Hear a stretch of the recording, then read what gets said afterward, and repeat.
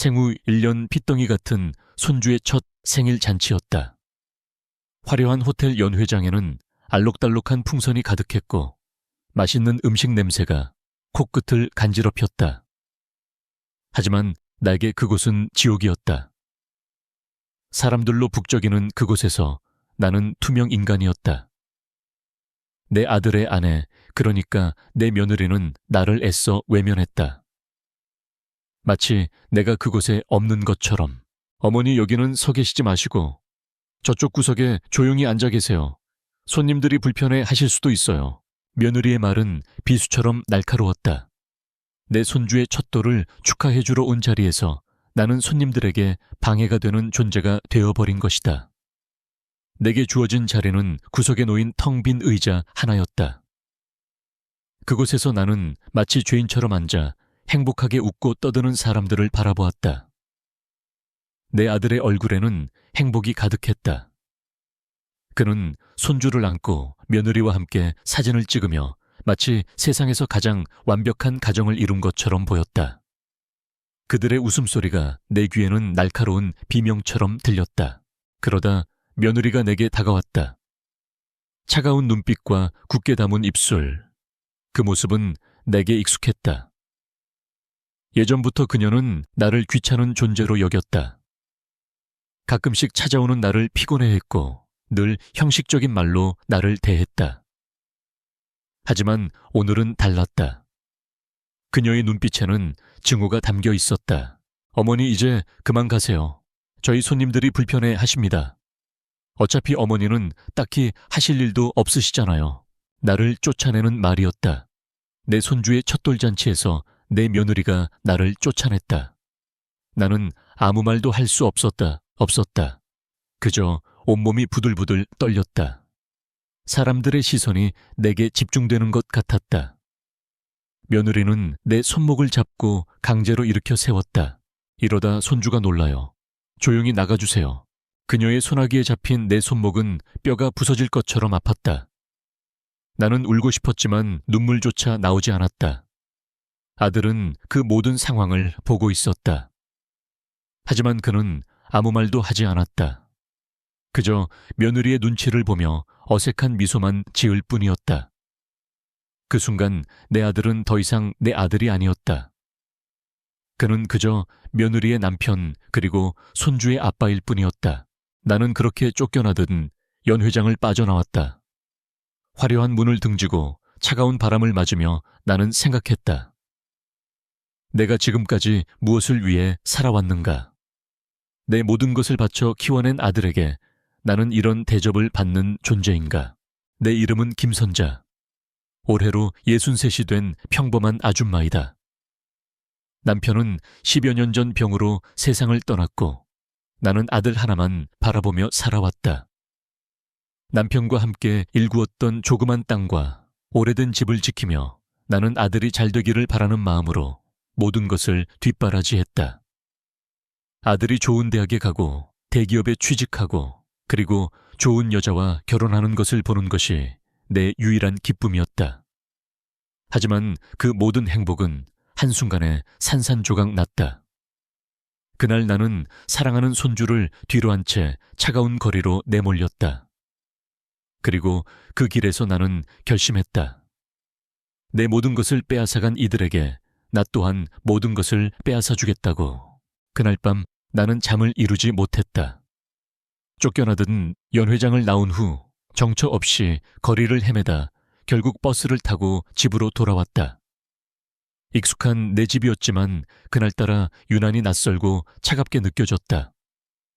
나는 불도 켜지 않은 채 어둠 속에 앉아 그날의 일을 곱씹었다. 며느리의 차가운 눈빛, 아들의 외면, 그리고 손주의 해맑은 웃음. 이 모든 것이 마치 어제 있었던 일처럼 생생하게 머릿속을 맴돌았다. 나는 원래 이렇게 외로운 사람이 아니었다. 아니, 외로울 틈이 없었다. 남편과 나는 젊은 시절부터 부지런히 일하며 이 작은 마을에서 자리를 잡았다. 남편은 손재주가 좋아 목공 일을 했고 나는 자그마한 식당을 운영했다. 매일 아침 새벽부터 밤늦게까지 일했지만 힘들지 않았다. 서로를 사랑했고 사랑스러운 아들이 있었기 때문이다. 특히 우리 부부에게 가장 큰 기쁨은 아들이었다. 남편은 아들과 함께 목공소에서 뚝딱뚝딱 장난감을 만들었고 나는 아들이 좋아하는 볶음밥을 해주며 행복해했다. 그 시절 우리 가족은 세상에서 가장 행복한 사람들이었다. 하지만 행복은 오래가지 않았다.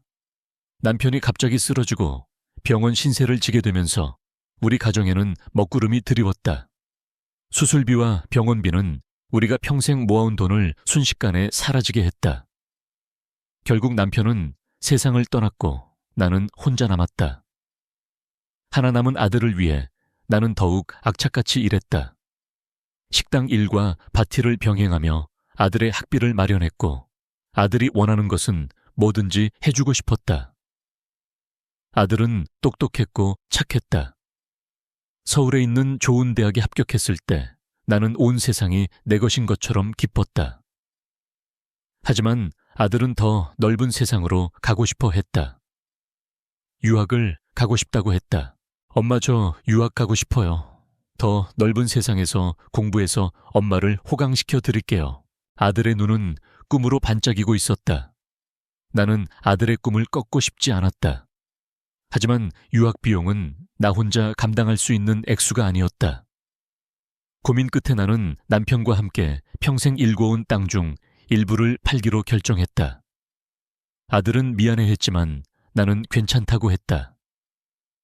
내 아들이 성공하는 것이야말로 남편과 나의 마지막 소원이었다.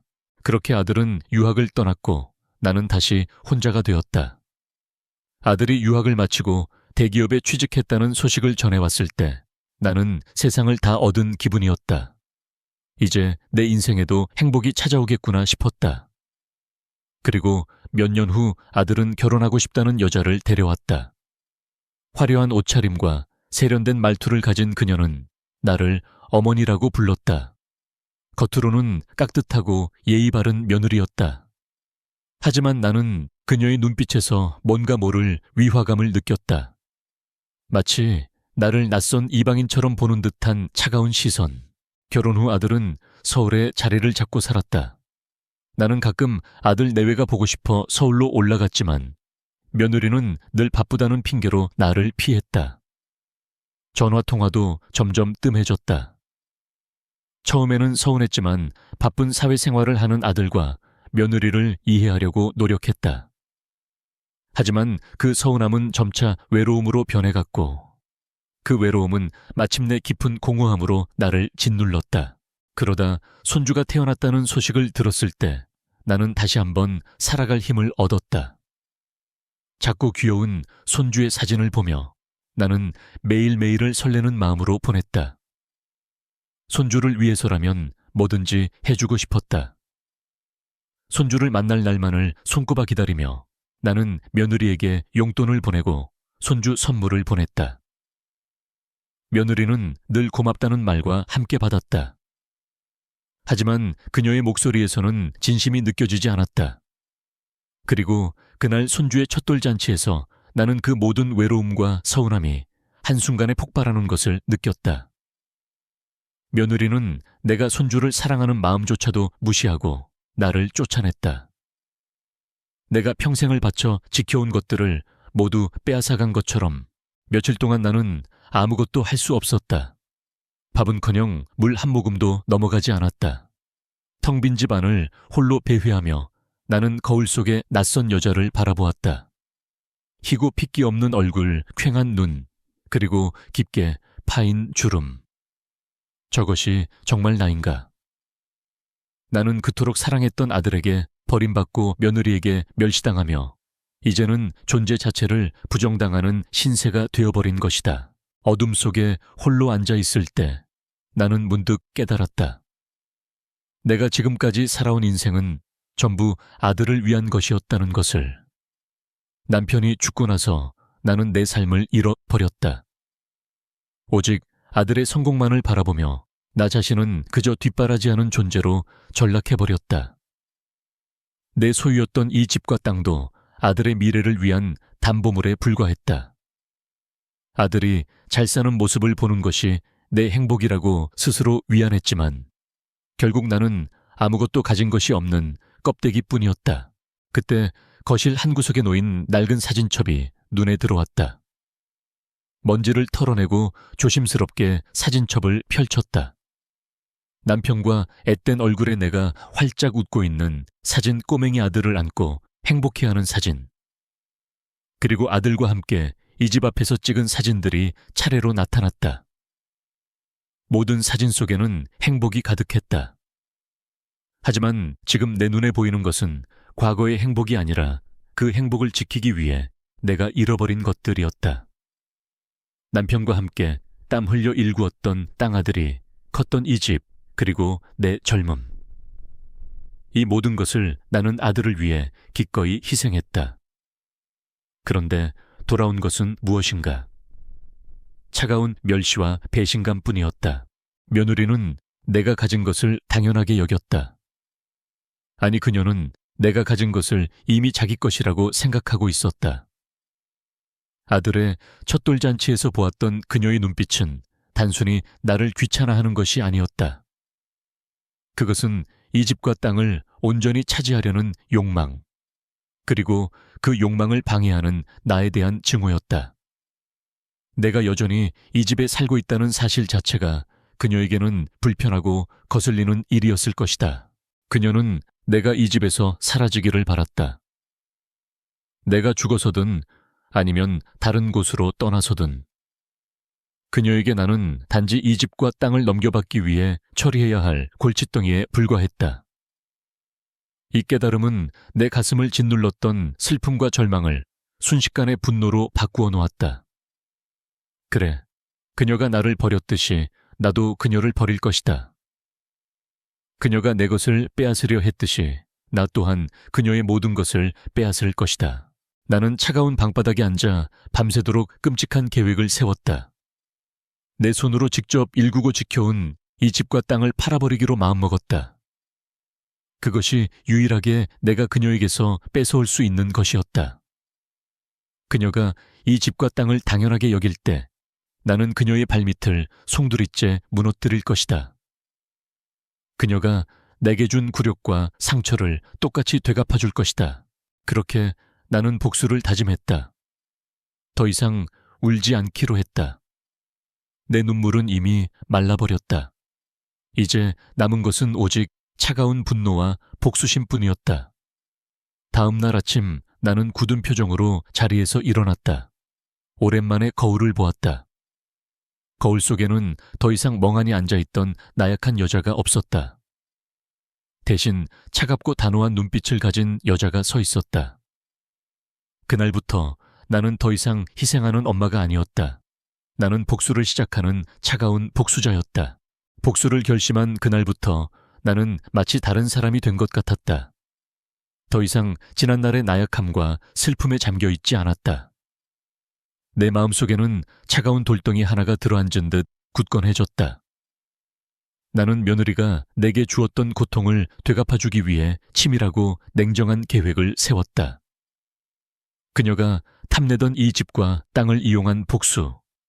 그것은 단순한 분노 표출이 아닌 내 존재의 마지막을 걸고 하는 싸움이었다. 가장 먼저 한 일은 법률 전문가를 찾아가는 것이었다.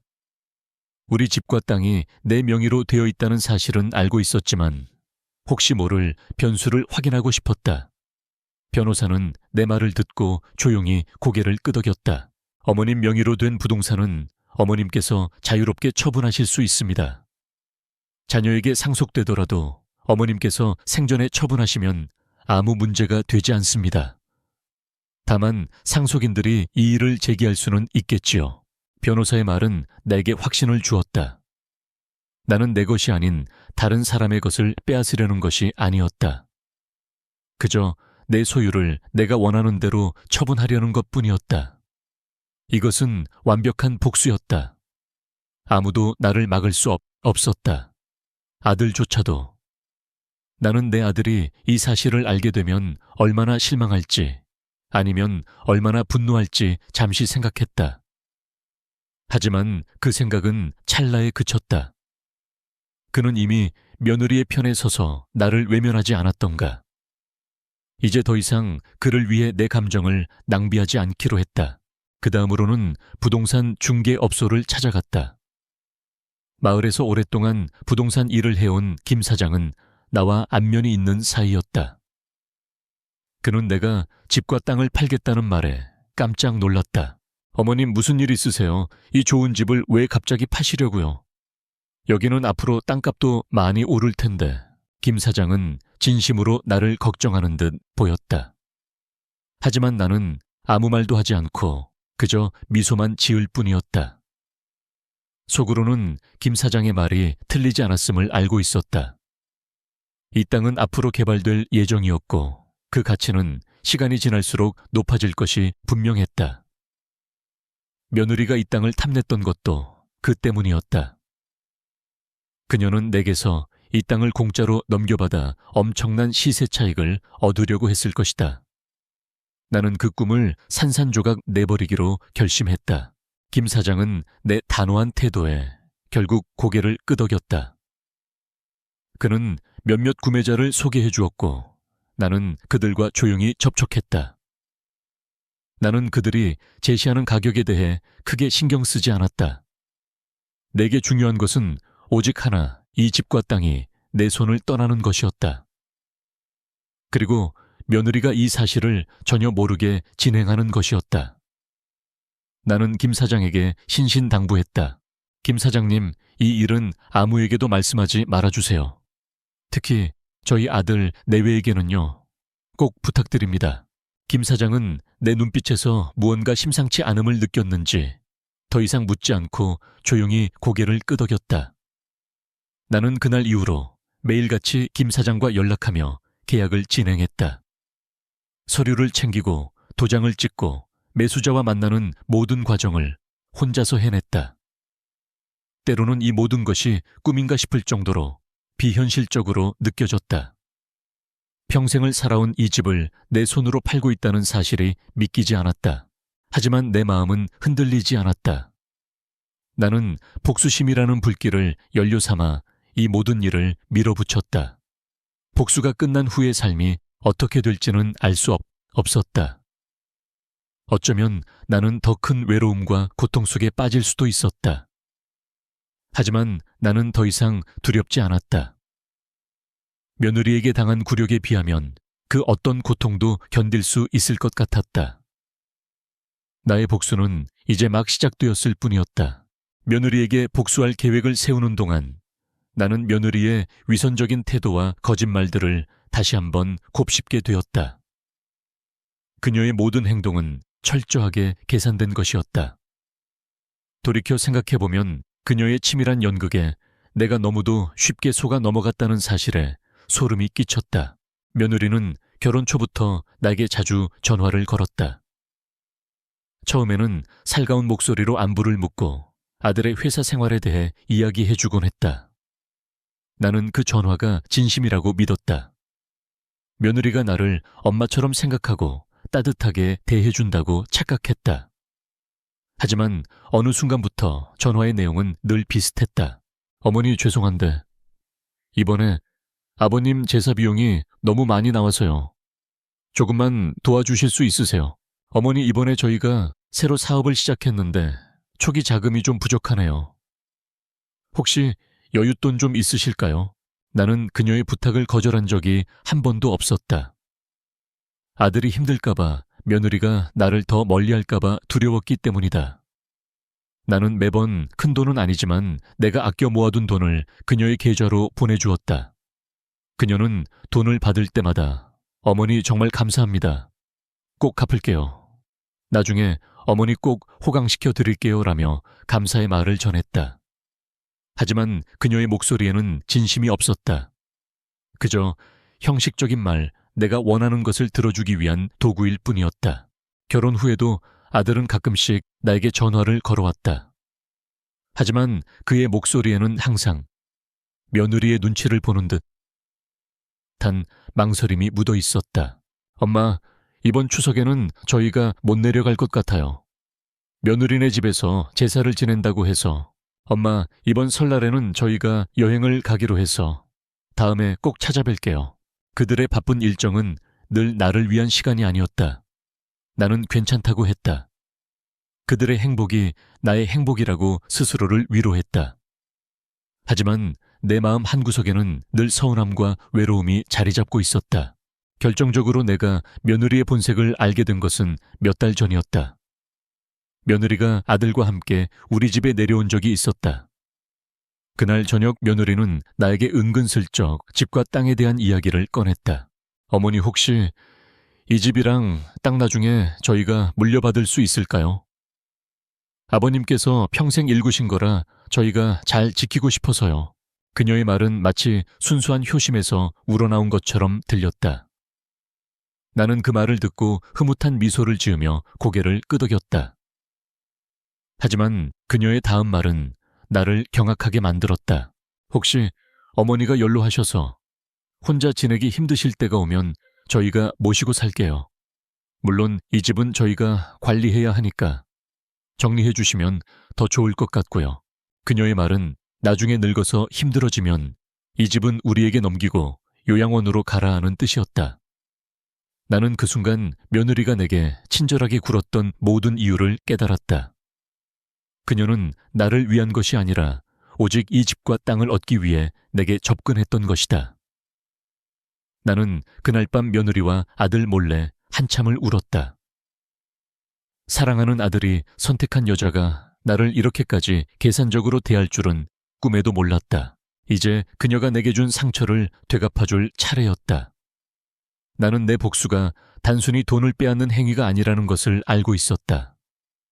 그것은 그녀가 가장 소중하게 생각하는 것, 바로 물질적인 욕망을 짓밟아버리는 것이었다.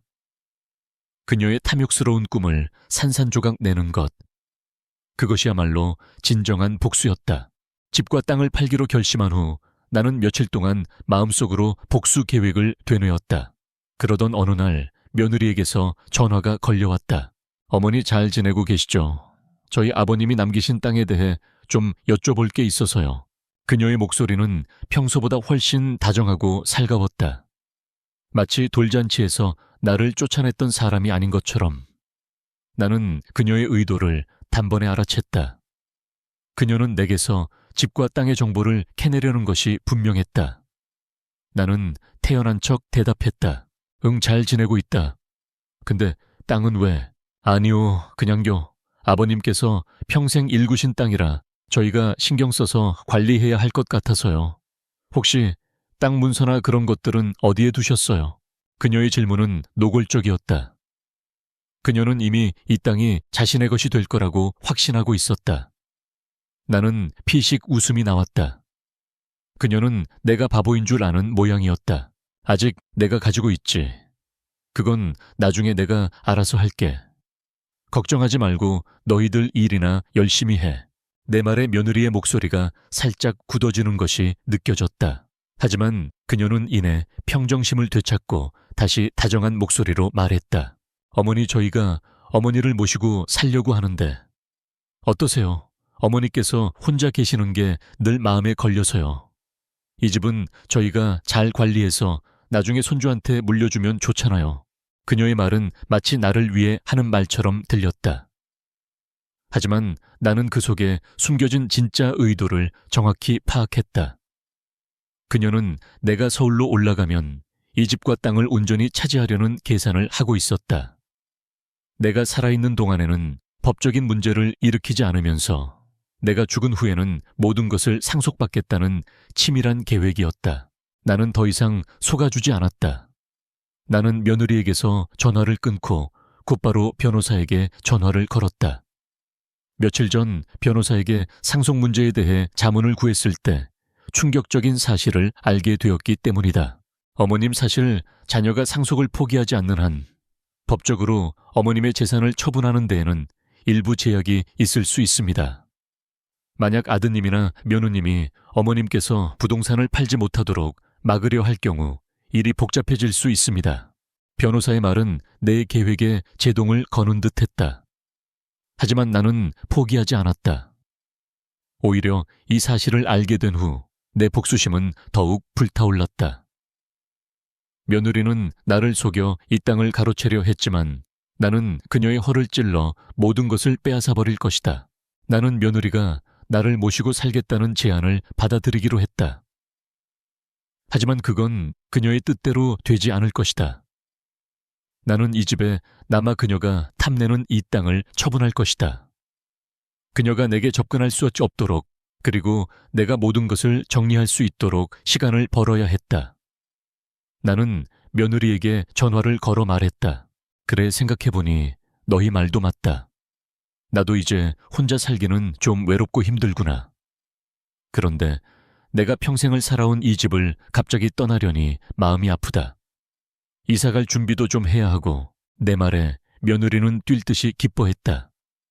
그녀의 계산대로 모든 것이 흘러가는 줄 알았을 것이다. 나는 그런 며느리의 들뜬 목소리를 들으며 차가운 미소를 지었다. 걱정 마라. 내가 너희들한테 꼭 좋은 선물을 남겨줄 테니. 그녀는 내 말을 그저 물질적인 유산에 대한 약속으로 받아들였을 것이다. 하지만 나는 그녀가 생각지도 못한 선물을 준비하고 있었다.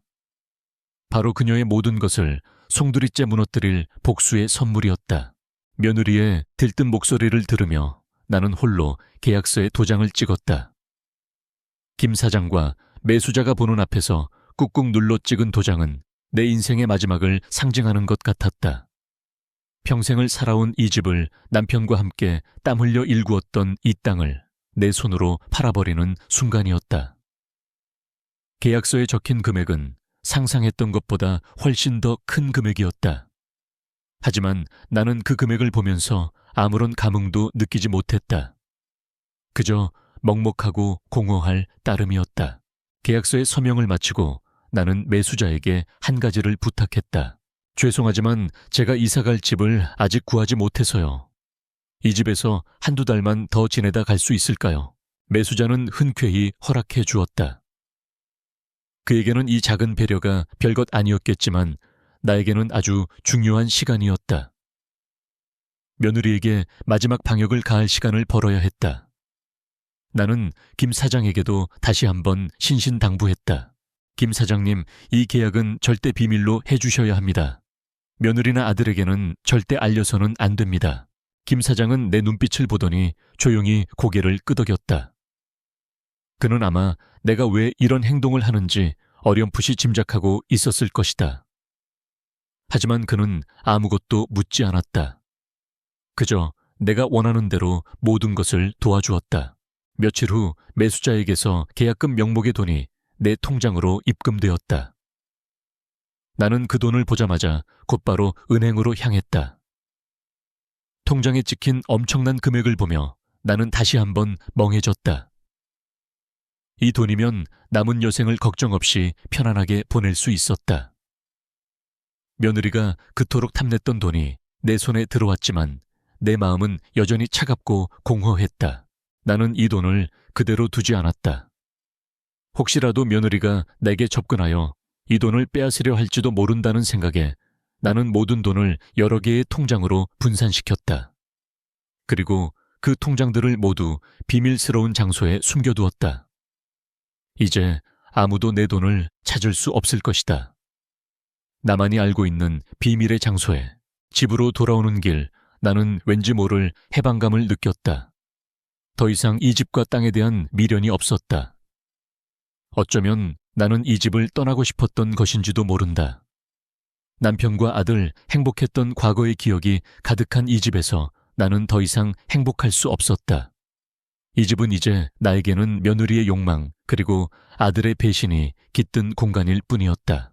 집에 도착하여 낡은 옷가지들을 정리하기 시작했다. 오랫동안 입지 않았던 옷가지들을 하나둘씩 버리면서 나는 내 과거의 삶도 함께 버리는 듯 단 기분이 들었다. 더 이상 예전의 나는 없었다. 순수하고 순종적이었던 나는 이제 죽고 오직 복수만이 남아있었다. 나는 짐을 정리하면서도 며느리에게서 걸려올 전화를 기다렸다. 그녀의 탐욕스러운 목소리를 다시 듣고 싶었다. 내가 그녀의 꿈을 어떻게 산산조각 냈는지, 그녀가 내 복수 앞에서 어떻게 무너져 내릴지 상상하며 나는 차가운 미소를 지었다. 이제 모든 준비는 끝났다. 나는 곧 며느리에게 전화를 걸어 내 계획을 실행에 옮길 것이다. 그녀가 내게 준 굴욕과 상처를 나는 그녀의 가장 소중한 것을 빼앗음으로써 되갚아 줄 것이다. 나는 텅 빈 방바닥에 앉아 조용히 숨을 골랐다. 내 인생의 가장 잔인하고도 슬픈 막이 이제 곧 시작될 참이었다. 모든 준비를 마친 후 나는 며느리에게 전화를 걸었다. 손이 떨렸지만 떨리는 목소리를 애써 감추며 침착하게 말했다. 아가나 너희들이랑 같이 살려고 한다. 이 집도 정리하고 올라갈 준비해야지. 전화기 너머로 며느리의 기쁨에 찬 목소리가 들려왔다. 어머니 정말이세요. 어머, 너무 잘 됐네요. 저희도 어머니 오시면 정말 좋을 것 같아요. 이 집은 저희가 잘 관리해서 나중에 그녀는 벌써부터 이 집을 어떻게 할지 상상하고 있는 모양이었다. 나는 그녀의 들뜬 목소리를 들으며 차가운 미소를 지었다. 그녀의 행복이 절정에 달했을 때 나는 그 행복을 한순간에 짓밟아 버리기로 했다. 그래, 이 집은 내가 알아서 잘 정리했지. 어제 부동산 계약서에 도장 찍고 왔단다.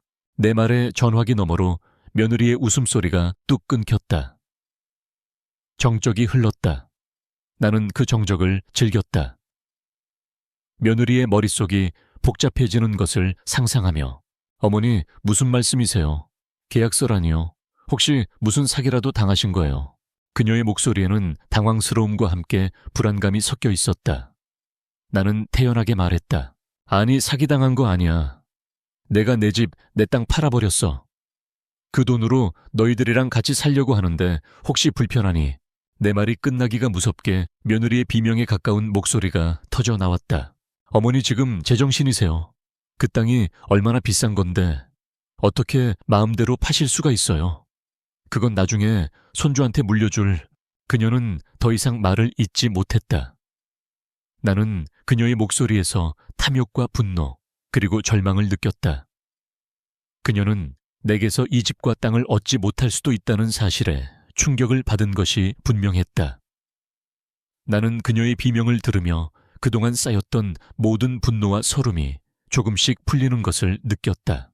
그럼 내가 너희들한테 얹혀 사는 것도 싫고 이 집도 팔기 싫고 그럼 난 어디로 가야 하니?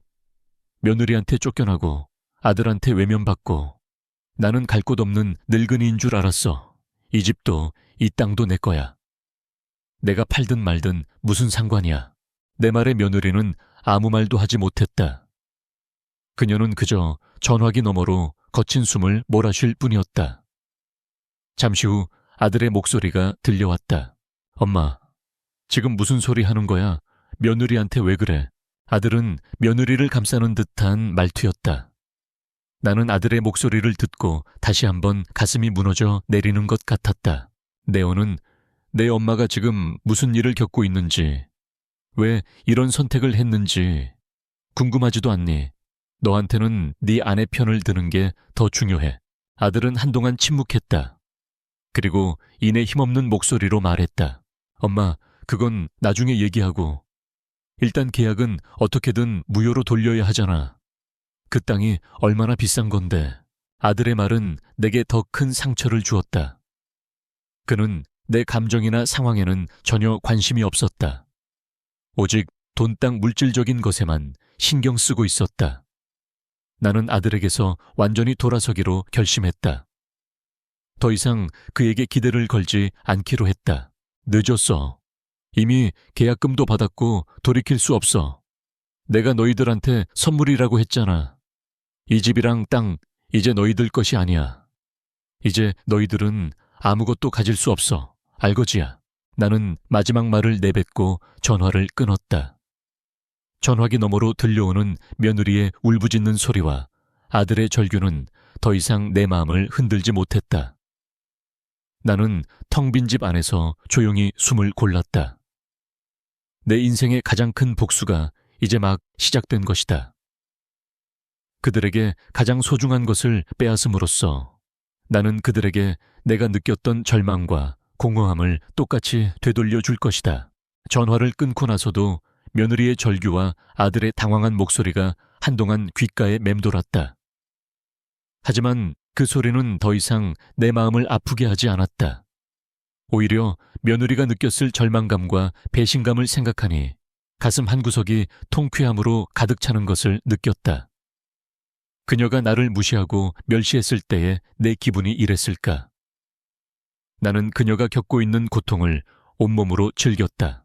그날 이후 아들 내외에게서 수많은 전화가 걸려왔다. 하지만 나는 한 번도 받지 않았다. 그들의 목소리에는 분노와 원망, 그리고 다급함이 뒤섞여 있었다. 아들은 울먹이며 엄마 제발 전화 좀 받아줘. 우리 이러지 말자 라고 말했지만 나는 이미 마음을 굳게 닫은 상태였다. 그가 나를 외면했던 것처럼 나 또한 그들을 외면하기로 했다. 며칠 후 며느리는 직접 나를 찾아왔다. 초인종 소리가 여러 번 울렸지만 나는 문을 열어주지 않았다. 결국 그녀는 밖에서 소리를 질렀다. 어머니, 문 좀 열어주세요. 제발요. 저희 이러면 안 되잖아요. 그녀의 목소리에는 애원과 함께 분노가 섞여 있었다. 나는 창문 틈으로 그녀의 모습을 훔쳐보았다. 돌잔치 때 보았던 화려하고 당당한 모습은 온데간데 없고 초췌한 얼굴에 눈물 자국이 가득한 여자가 서 있었다. 그녀는 마치 모든 것을 잃은 사람처럼 보였다. 나는 그 모습에 조금의 동정심도 느끼지 않았다. 오히려 속으로 쾌재를 불렀다. 그래, 이제야 내가 느꼈던 고통을 조금이나마 알겠구나. 결국 며느리는 문을 두드리다 지쳐 돌아갔다. 그리고 며칠 뒤 아들이 찾아왔다. 그는 초인종을 누르지 않고 조용히 마당에 서 있었다. 나는 그런 아들의 모습을 보며 가슴이 아팠다. 하지만 이 또한 내가 겪어야 할 고통이라고 생각하며 문을 열어주지 않았다. 아들은 한참을 서 있다가 결국 뒤돌아섰다. 그의 어깨는 한없이 축 처져 있었다. 아들은 내게 모든 것을 빼앗긴 채 며느리에게도 버림받을지 모른다는 불안감에 휩싸여 있을 것이다. 내 복수는 성공적이었다. 며느리는 알거지가 되었고 아들은 내게서도 며느리에게서도 버림받는 신세가 되었다. 그들의 가정은 풍비박산 났다. 며느리는 아들에게 모든 책임을 전가했고 아들은 며느리에게서 돌아선 내게 실망했다. 그들은 서로를 원망하며 싸웠다. 나는 그들의 싸움 소리를 듣지 않았지만 충분히 상상할 수 있었다. 나는 곧 이 집을 떠나게 될 것이다. 매수자와의 계약이 마무리되면 나는 이곳에서 내 삶을 정리하고 조용히 사라질 것이다. 며느리와 아들에게는 내가 어디로 갔는지, 어떻게 살고 있는지 영원히 알려주지 않을 것이다. 내가 그들에게 존재하지 않는 것처럼 나 또한 그들에게 존재하지 않는 사람으로 남을 것이다. 하지만 나는 행복하지 않았다. 복수가 성공했음에도 불구하고 내 마음은 공허했다. 며느리에게서 모든 것을 빼앗았지만 나는 그 대가로 아들과 손주를 잃었다. 내가 그토록 사랑했던 손주를 다시는 볼 수 없을 것이다. 손주가 자라서 할머니는 왜 우리를 떠났어? 라고 물어보면 나는 뭐라고 대답해야 할까? 나는 한 늙은이의 복수심 때문에 한 아이의 기억 속에서 사라져버린 할머니가 되었다. 복수가 끝난 후 내게 남은 것은 오직 깊은 외로움과 후회뿐이었다. 집을 떠나는 날 나는 조용히 짐을 쌌다. 짐이라고 해봐야 몇 벌의 옷가지와 낡은 사진첩 하나가 전부였다.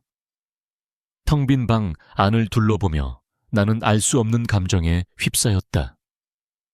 이 집은 남편과 아들, 그리고 행복했던 과거의 기억이 깃든 곳이었다. 하지만 이제는 그 모든 것이 사라지고 오직 차가운 공허함만이 남아있었다. 며느리에게 복수하기 위해 이 집을 팔았지만 결국 내가 잃은 것은 물질적인 것이 아니었다. 그것은 내 삶의 전부였던 가족과 행복이었다. 마지막으로 마당에 있는 장독대 앞에 섰다. 남편과 함께 묻었던 시간들이 고스란히 담긴 곳이었다.